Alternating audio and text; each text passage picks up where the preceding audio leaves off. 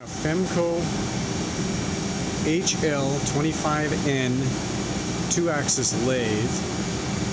I'm going to start my program with a laser to check positioning accuracy on the x-axis.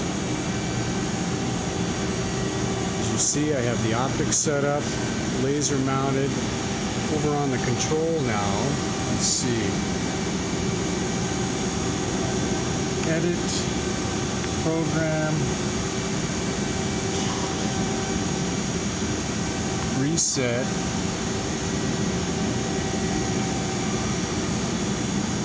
Switch to auto. There's my program. Positioning. And cycle start. Takes the reversal error out of it. Now it's going to come down. It says 1 inch. That's actually moving half an inch on radial units.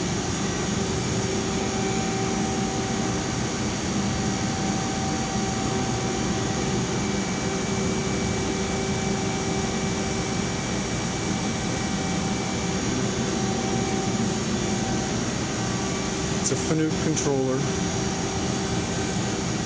It's the digital readout. It's going to each location, recording the error right there and plotting it out. Top number is where it actually is. Bottom number is where it should be. That last digit is 10 billionths of an inch.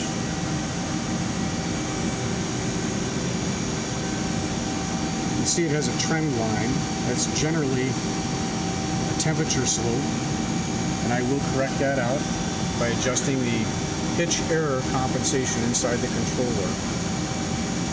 It's now doing the reverse run, so we're looking for reversal error, backlash, or overshoot, and any adjustment that may be needed.